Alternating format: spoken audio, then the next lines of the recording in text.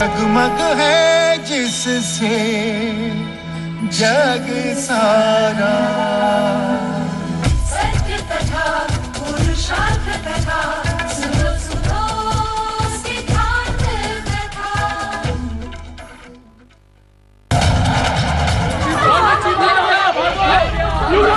युवराज बचाओ युवराज, तुम्हारी बच्ची को चीता उठा कर ले गया। चीता अपने आखेट को दूर तक नहीं ले जा सकता, वो यही कहीं होगा। केवल एक बार दिखाई दे जाए, जीवित नहीं छोड़ूंगा उसे। नहीं ज्येष्ठ, तुम उसकी हत्या नहीं करोगे, हम उसे जीवित पकड़ेंगे। वैदराज को बुलाइए।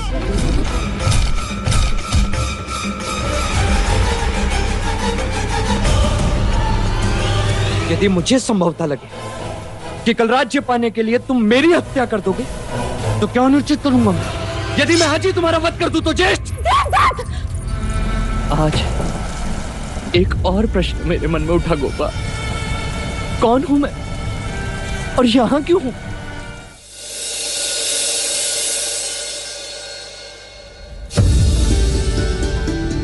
कहिए राजा द्रोणोदन, आपने हमारा देवदाह तो देख ही लिया। अब बताइए कि क्यों शाक्यों की राजधानी मानने से उसे विरोध किया जा रहा है? किस बात में कम है हमारा देवदाह आपकी कपिलवस्तु से? भाग्य में, भाग्य की कमी। अर्थात आप हमारे देवदत्त के भाग्य को ही ले लीजिए। आयु में सिद्धार्थ से बड़ा है, शिक्षित, शूरवीर है, परंतु भाग्य से युवराज का पद तो सिद्धार्थ को ही मिला। क्या मैं अंदर आ सकती हूँ? आओ यशोधरा, आओ। ये सारे पकवान मैंने स्वयं अपने हाथों से बनाए हैं मजले मामा। उत्तम। महाराज, आपने यशोधरा को क्षमा करके हमारे हृदय का भार हल्का कर दिया। और बताइए, महाराज शुद्धोदन के पुत्र का परीक्षा में प्रदर्शन कैसा रहा? षड्यंत्र रच के विजयी हुए हैं युवराज। वैसे परीक्षा के पश्चात उन्होंने स्वयं को पूरे कपिलवस्तु के सामने डरपोक और रणछोड़ प्रमाणित कर दिया। वो कैसे? चीते का आखेट छोड़कर जंगल से बच्चे को उठाकर ले गए। वो तो हमारा देवदत्त था जिसने चीते का सर काटकर महाराज के चरणों में अर्पण कर दिया। फिर तो ये बात शाक्य कुल में फैला देनी चाहिए कि उनका होने वाला सम्राट डरपोक है। सिद्धार्थ की जगह देवदत्त को ही सम्राट बनाया जाए, क्यों? क्षमा करें मजले मामा, पर अब अर्ध सत्य कह रहे हैं। क्या सिद्धार्थ ने एक बच्चे के प्राण नहीं बचाए? क्या सिद्धार्थ ने सारी परीक्षा प्रथम रहकर उत्तीर्ण नहीं की? आपको विश्वास नहीं होगा, परंतु सिद्धार्थ को कपिलवस्तु की प्रजा अपने हृदय में बसाती है। तारे की चमक को कोई लाख मिटाने का प्रयत्न करे, पर तारा चमकता ही है मजले मामा।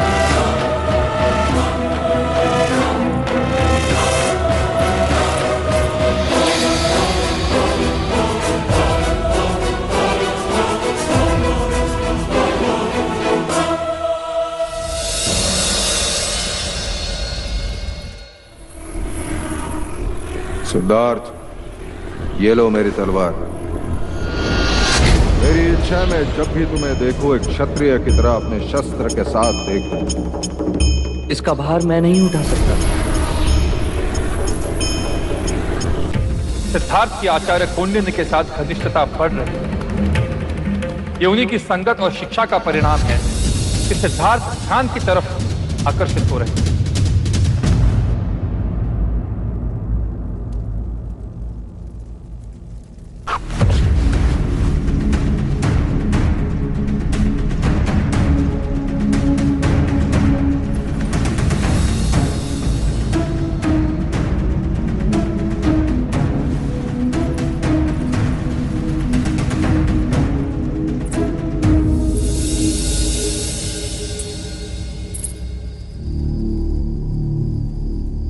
क्या हुआ देव?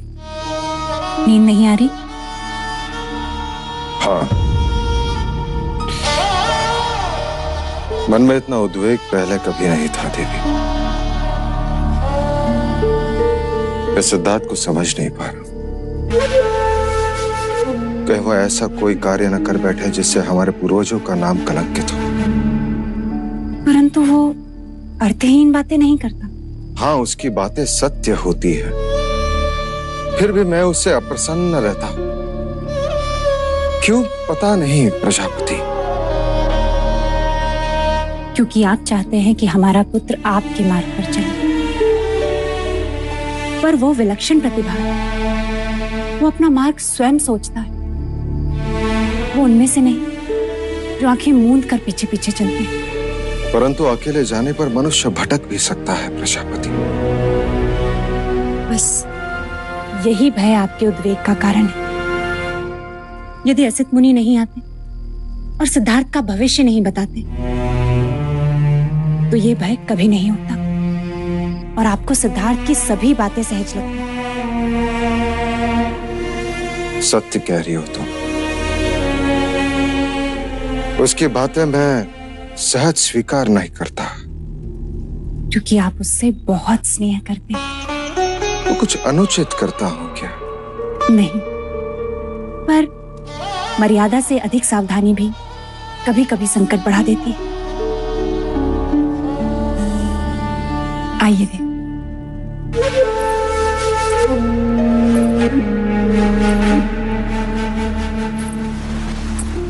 अब आप सो जाइए देव। देव, नींद से बड़ा मित्र नहीं और उद्वेग से बड़ा शत्रु नहीं। कुछ बातें ईश्वर पर भी छोड़ देनी चाहिए, वो सब ठीक करेगा।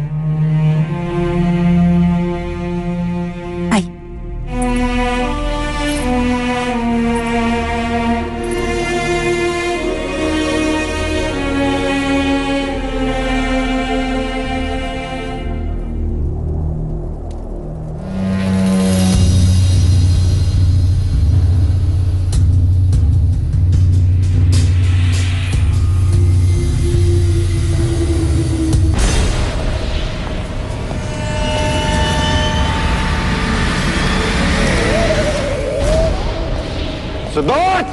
सिद्धार्थ!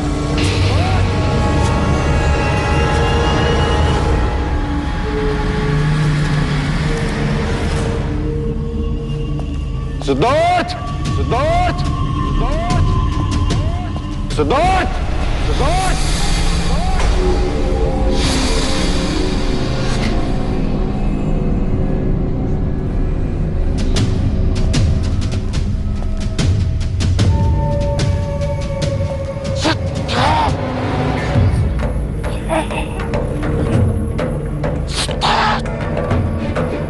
तेरा पुत्र सन्यासी बने, सन्यासी बने।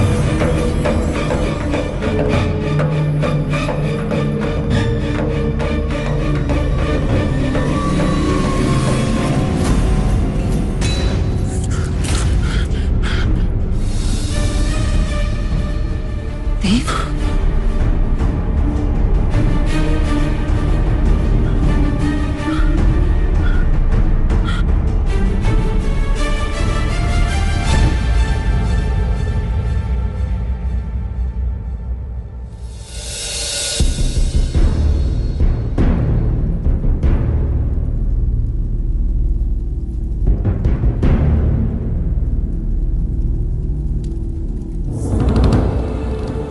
महाराज,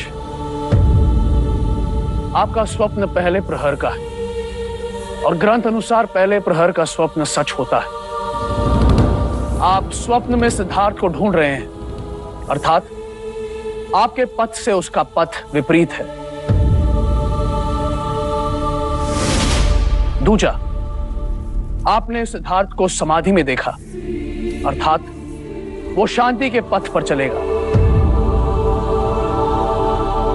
शरीर पर मिट्टी और पौधे, अर्थात उसने समाधि कई दिनों से लगाई होगी।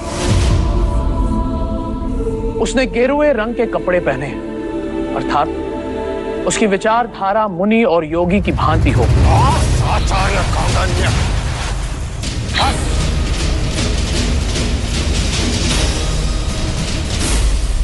कृपया शांत हो जाइए महाराज।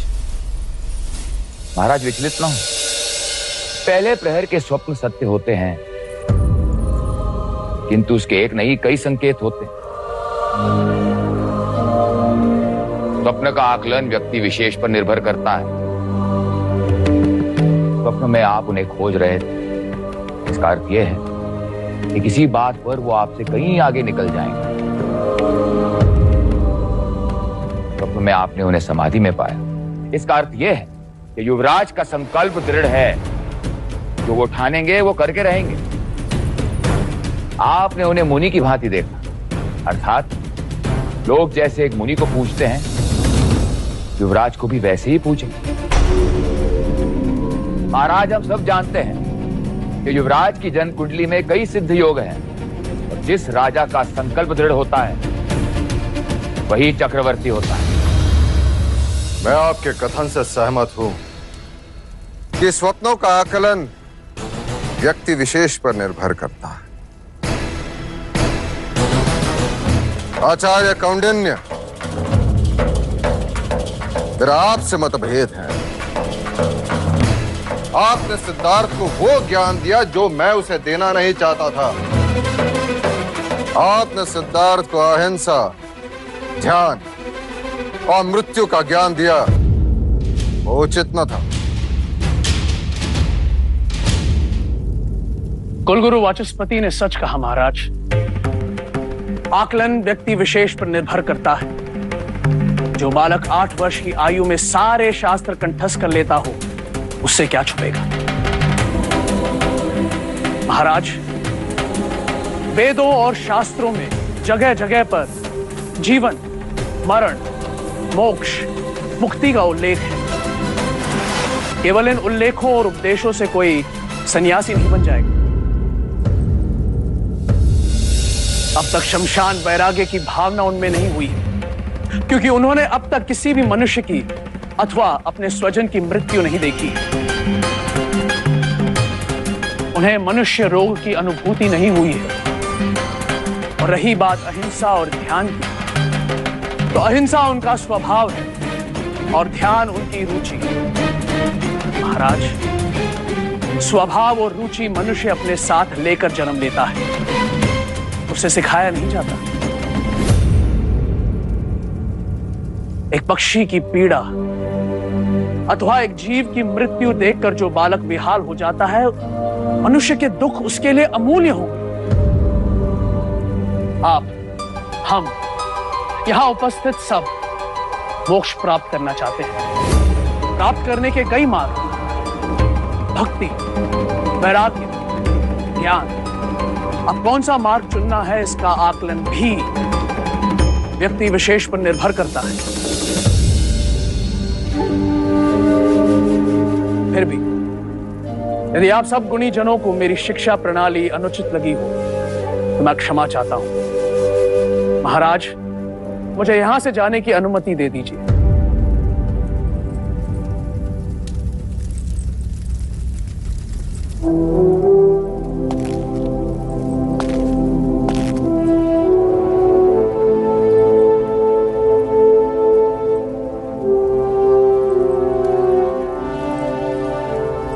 आचार्य कौंडिन्य, कृपा करके दक्षिणा स्वीकार कर।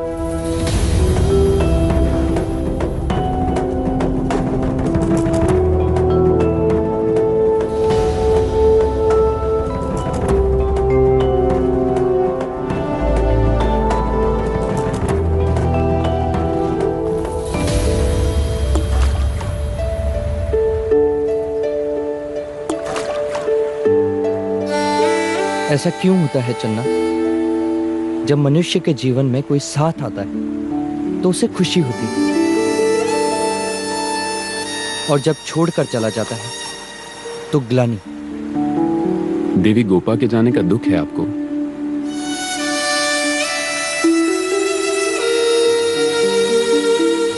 हाँ, आई थी तो मन भर गया था, गई तो मानो कुछ खालीपन। जैसे आंख खुलते ही स्वप्न अदृश्य हो जाता है। अब मैं क्या कहूं युवराज, इस प्रश्न का उत्तर तो केवल आचार्य कौंडिन्य दे सकते हैं। मन के विषय में वो अधिक जानते हैं। हाँ, परंतु वो तो सवेरे से ही दरबार गए, न जाने कब लौटेंगे।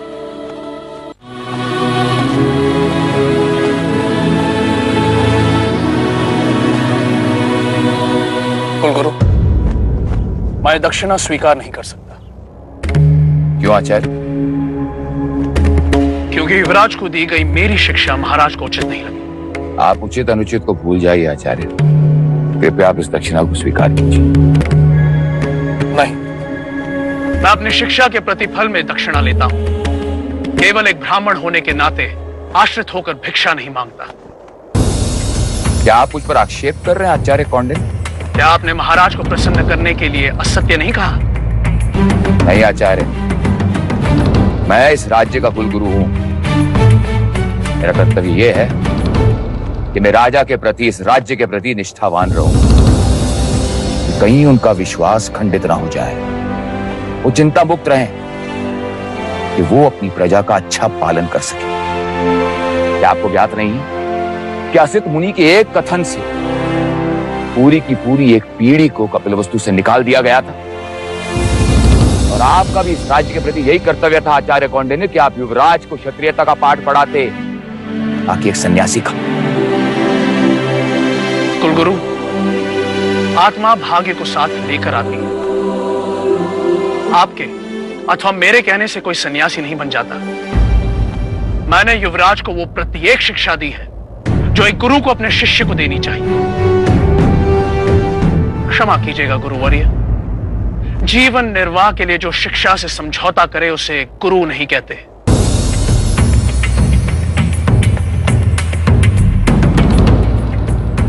पर महर्षि वाल्मीकि और सांदीपनि की तरह मुझे भी इस बात का हमेशा अभिमान रहेगा कि कुछ वर्ष मैंने आने वाले युग के युग पुरुष के सानिध्य में बिताए और वो मेरा शिष्य था।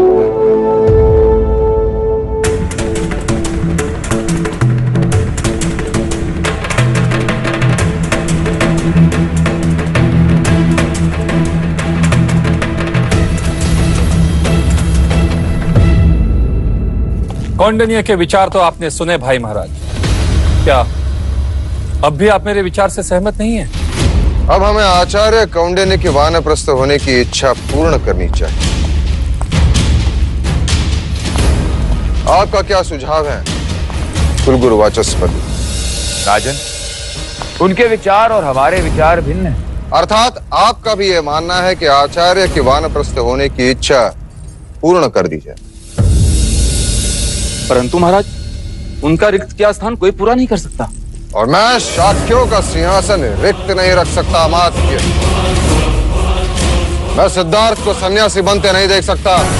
यदि युवराज के हित को देखा जाए राजन, तो कौंडिन्य की इच्छा को तुरंत पूर्ण करना चाहिए। युवराज वन में जाए या ना जाए, परंतु आचार्य कौंडिन्य को वन में जाना ही होगा। सिद्धार्थ! सच कहते थे आचार्य कौंडिन्य, कभी कभी आंखें खुली होते हुए भी मनुष्य बेध्यान हो जाता है। ऐसे कैसे? देखो, हम निकले थे महल जाने के लिए, परंतु पहुंच गए नगर द्वार। सुनिए ना, क्या हो गया आपको? अभी तो बीते भाई लोगों से क्या हो गया? क्या हो जाने, कुछ बोलिए तो सही। अभी तो ठीक से क्या हो गया? कोई क्यों नहीं रहे? जागिए ना, कुछ बोलिए तो। बाबा को क्या हो गया? ये नहीं रहे।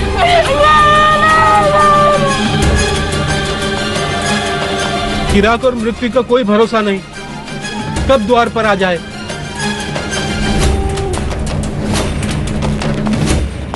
अरे वो देखिए, युवराज आ रही है। युवराज! अगर युवराज ने इनके मृत शरीर को देख लिया तो क्या होगा? हमारा तो नगर निकाला हो जाएगा। देखो, हम ऐसा बर्ताव करते हैं जैसे कि कुछ हुआ ही ना हो।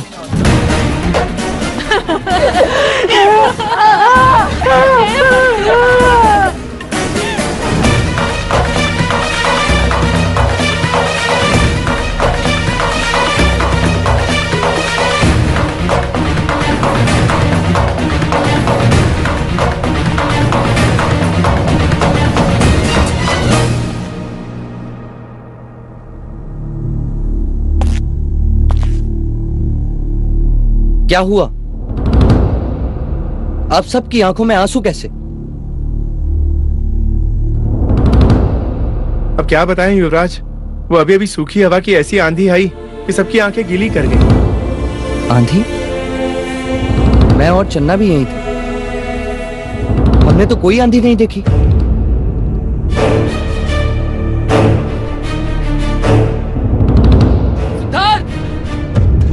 सिद्धार्थ, क्या हुआ? क्यों सांसों से तेज दौड़ रहे हो? इतने भयभीत क्यों हो? आचार्य कौंडिन्य कपिल वस्तु के गुरुकुल को छोड़कर हमेशा के लिए जा रहे हैं।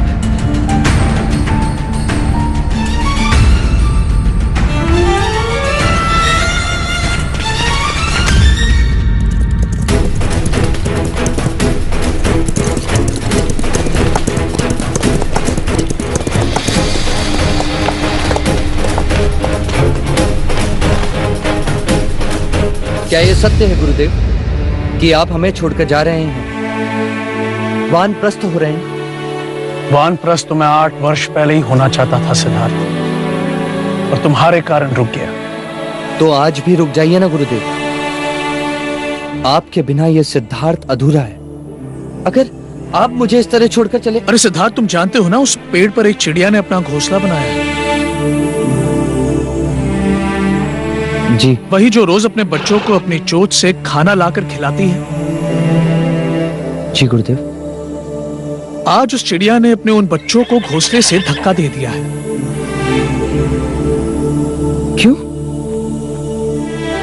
प्रश्न तो मैंने भी अपने आप से किया था, क्यों? तभी मुझे प्रकृति के भेद का पता चला। धरती पर गिरने से पहले उस चिड़िया के उन बच्चों ने अपने पंख फड़फड़ाए और देखते ही देखते वो उड़ने लगे। परंतु गुरुदेव, मुझे पंख फैलाने नहीं आते। मुझे जाना होगा सिद्धार्थ, मेरा कर्तव्य पूरा हुआ। मैंने अपना संपूर्ण ज्ञान तुम्हें दे दिया है। अब संन्यास आश्रम का समय आ गया है, और संन्यास आश्रम का मार्ग वानप्रस्थान से ही है। शास्त्रों में 4 आश्रम का ज्ञान दिया है, और हर एक आश्रम का अपना एक महत्व है। परंतु गुरुदेव, मेरी शिक्षा तो अभी अधूरी है। आपने मुझे वानप्रस्थ और संन्यास आश्रम का ज्ञान तो दिया ही नहीं। आचार्य कौंडिन्य, मेरा आपसे मतभेद है। आपने सिद्धार्थ को अहिंसा, ध्यान और मृत्यु का ज्ञान दिया, वो उचित न था। कुछ बातें समझाई नहीं जाती सिद्धार्थ, समय के साथ साथ समझ में आती है। राग, द्वेष, मोह, माया, वासनाओं के बंधनों में बंधोगे तभी उसे छोड़ने का ज्ञान होगा। जिसका अनुभव नहीं, उसकी बातें भी निरर्थक हैं।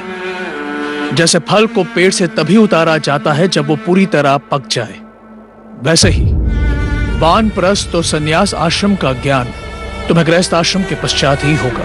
परंतु गृहस्थ आश्रम के पूर्ण होने के पश्चात मैं आपको कहां ढूंढूंगा? उस समय तुम्हें मुझे ढूंढने की आवश्यकता नहीं होगी सिद्धार्थ। तुम स्वयं ज्ञानी हो जाओगे। कदाचित मैं ही तुम्हें ढूंढते हुए आ जाऊं। ये लो, इसमें मेरा सारा ज्ञान संजोए रखा है मैंने। उचित समय आने पर इसका चिंतन करना। तुम्हारे कुछ प्रश्नों के उत्तर तुम्हें अवश्य मिल जाएंगे।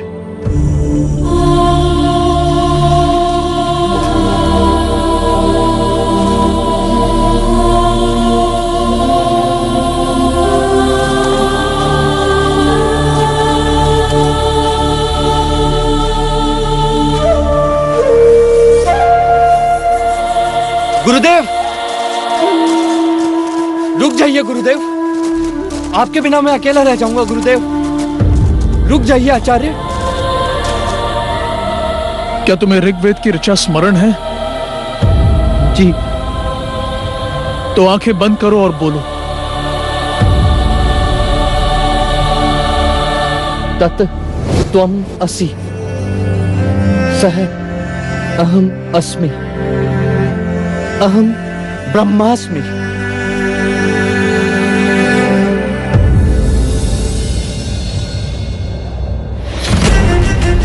गुरुदेव!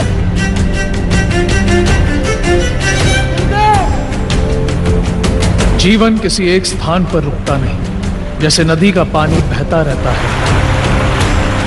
यदि वो एक स्थान पर रुक जाए तो दूषित हो जाता है।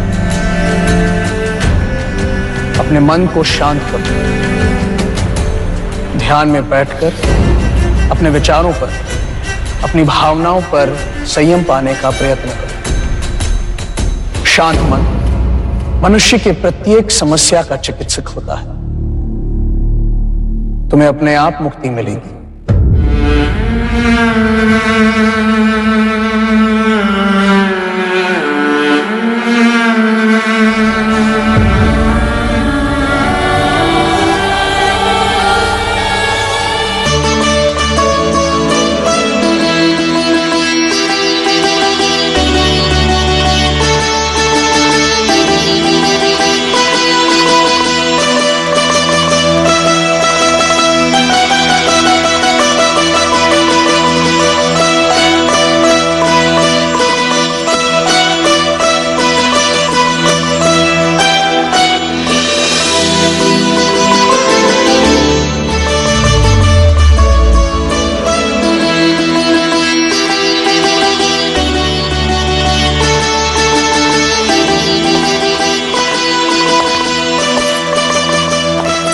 क्षमा कीजिएगा महाराज, किन विचारों में खोए हैं आप? नृत्य में भी आपका ध्यान नहीं है।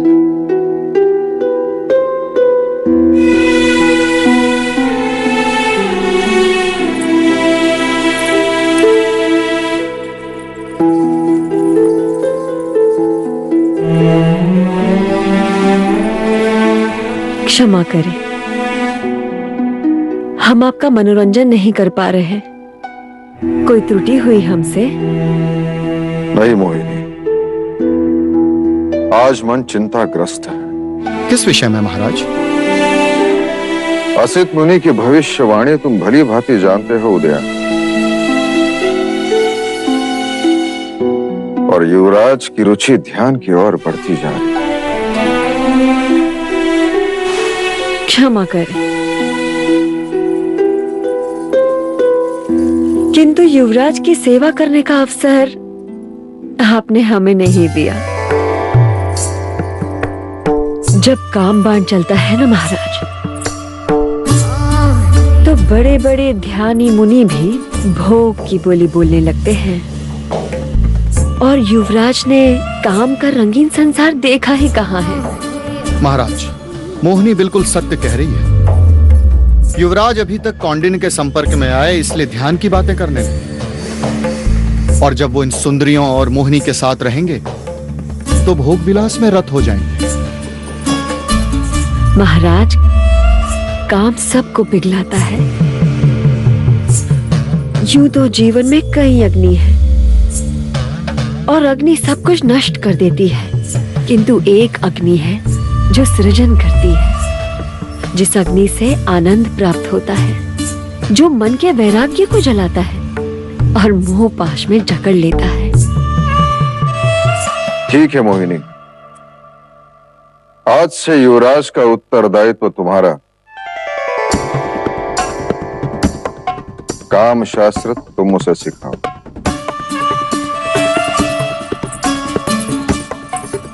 महाराज, इस काम वासना से आज तक कोई नहीं छूटा है। युवराज को काम शास्त्र का पाठ हम पढ़ाएंगे।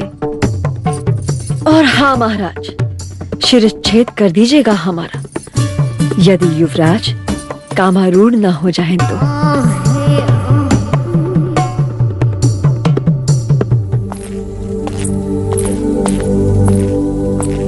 सिद्धार्थ,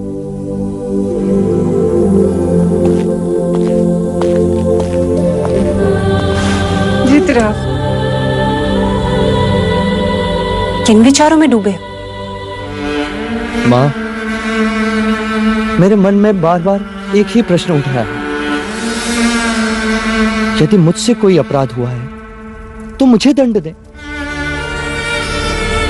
आचार्य कौंडिन्य को पद से हटाने की क्या आवश्यकता थी? क्योंकि वह स्वयं एकांत चाहते थे, वानप्रस्थ होना चाहते थे। उन्हें तो अपनी इच्छा से एकांत मिल गया और मुझे अकेलापन। आचार्य कौंडिन्य मेरे हर प्रश्न का उत्तर थे, मेरी जिज्ञासा का प्रत्युत्तर थे। अब मैं किससे प्रश्न करूंगा और किससे उत्तर पाऊंगा? ईश्वर से। ईश्वर जो स्वयं एक प्रश्न है, वो प्रश्न के उत्तर क्या देगा? जो ईश्वर बोलता नहीं, जो ईश्वर देखता नहीं, वो ईश्वर जिसका कोई ठिकाना नहीं। नहीं सिद्धार्थ, बल्कि यूं कहो कि सारी सृष्टि उसका ठिकाना है।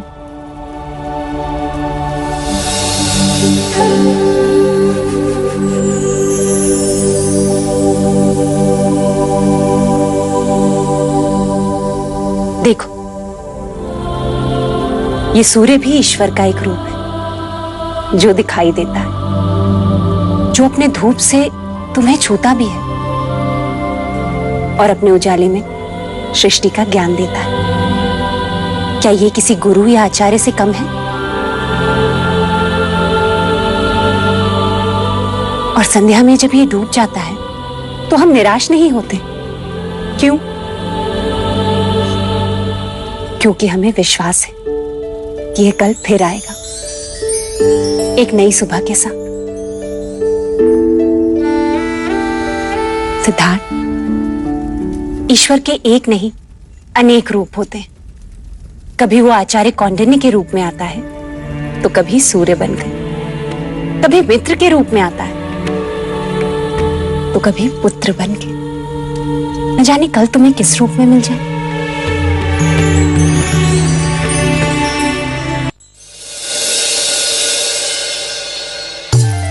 आइए महामंत्री जी, स्वागत है आपका।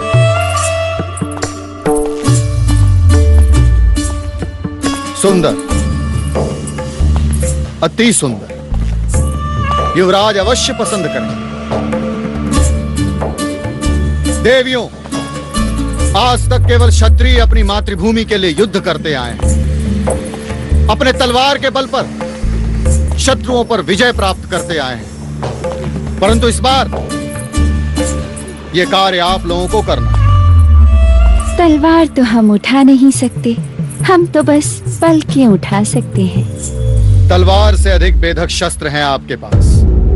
आपका सौंदर्य, आपका श्रृंगार, आपकी ये भाव भंगिमाएं, रति जैसी मादकता और उन सब से सर्वोपरि आपकी पुरुषों को समझने की क्षमता।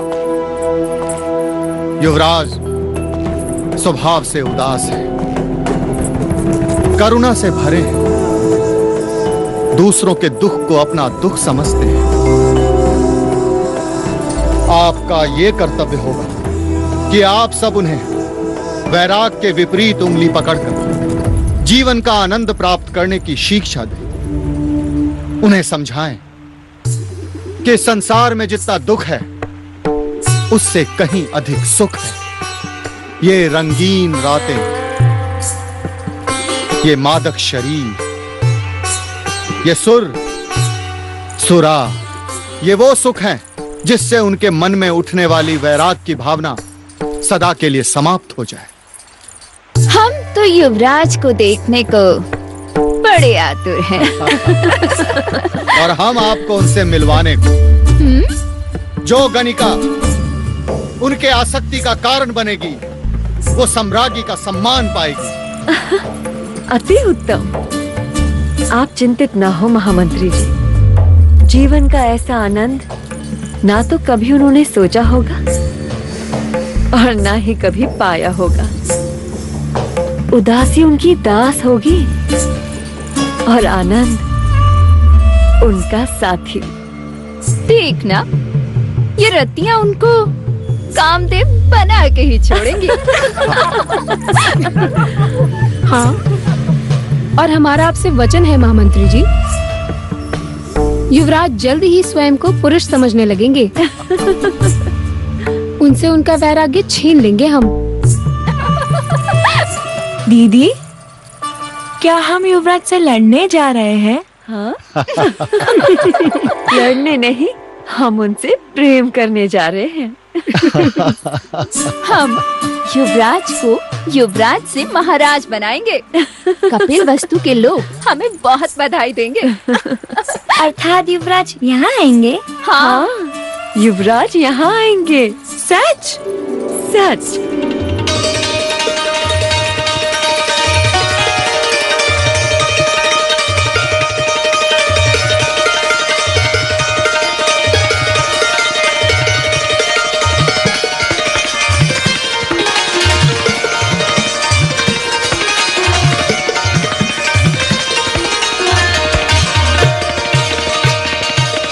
उत्तम, अति उत्तम।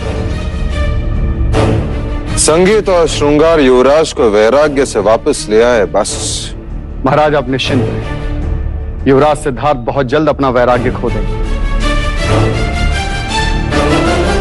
अनुज,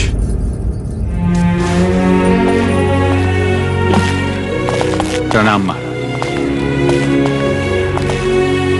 तुम देवदास से कब लौटे? अभी अभी लौटा महाराज। अभी तक खुश तो हैं? जी।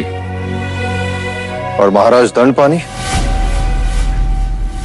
सदा की भांति बात तो मिश्रे की ही कर रहे थे, परंतु ईर्ष्या की गंध तो आ ही रही थी। आपसे और युवराज सिद्धार्थ से बड़ी ईर्ष्या करते हैं हम। महाराज, बोलो अंगद। कौशल नरेश का राजदूत आया है, महाराज से मिलने की अनुमति चाहता है। कौशल? जी महाराज। महाकौशल का राजदूत? क्यों? उसे कहो कि हम राज्यसभा में मिलेंगे। जो आज्ञा महाराज। कपिल वस्तु के शाक्य नरेश, महाराज शुद्धोदन, मैं आपको अपने पुत्र युवराज प्रसन्नजीत के राज्याभिषेक के अवसर पर श्रावस्ती पधारने का आमंत्रण देता हूं। आपकी उपस्थिति युवराज का सद्भाग्य होगा और मेरा बहुमान। मोहर कौशल नरेश, महाराज महाकौशल।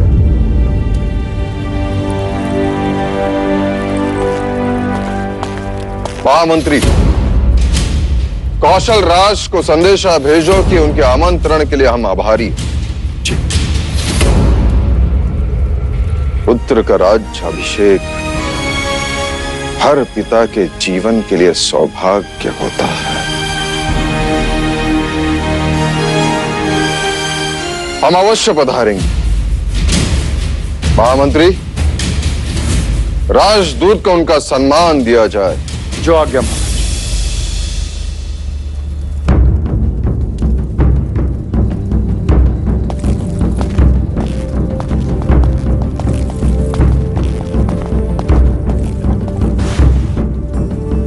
महाराज, क्या आपका कौशल राज जाना उचित होगा? मैं तो कहता हूं महाराज, किसी बात का निमित्त बनाकर टाल दीजिए। इस राज्याभिषेक का आमंत्रण केवल कौशल राज का शक्ति प्रदर्शन लगता है। नहीं महाराज, आपको वहां अवश्य ही जाना चाहिए, और यदि आपकी अनुमति हो तो मैं भी साथ चलूंगा। मुझे भी कौशल नगरी देखनी है, और साथ ही युवराज प्रसन्नजीत को भी। हाँ हाँ, क्यों नहीं। वैसे भी आज नहीं तो कल हमारा सामना प्रसन्नजीत से होगा ही। नहीं, तुम नहीं जा सकते। किंतु क्यों नहीं जा सकता? यदि मैं तुम्हें ले जाऊं तो मैं सिद्धार्थ को कैसे मना कर पाऊंगा? तो आप सिद्धार्थ को भी साथ ले चलिए। नहीं देवदत्त, इस समय कपिल वस्तु के भावी सम्राट को वहां ले जाना खतरे से कम। क्यों हर बार सिद्धार्थ की वजह से मुझे सहन करना पड़ता है? क्यों आप उसे कोई भी कारण बता के मना नहीं कर सकते? देवदत्त, अपने विवेक की चौखट मत लांगो। इतनी भी समझ नहीं कि महाराज से प्रश्न नहीं करते। जा यहां से।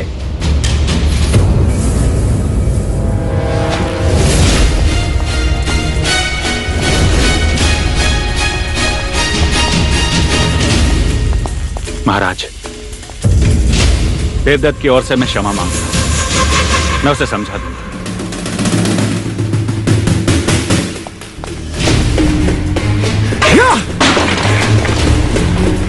देवदत्त!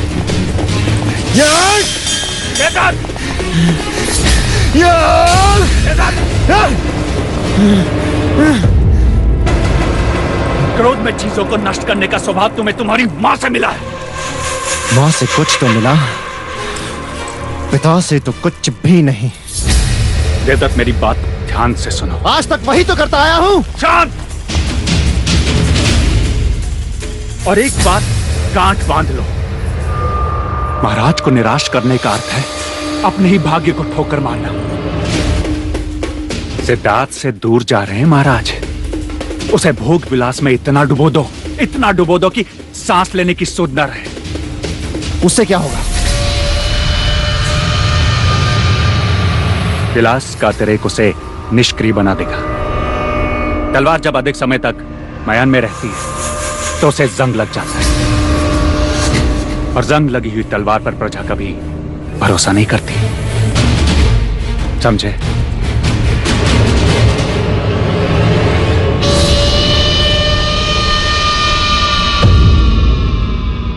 सत्य कथा,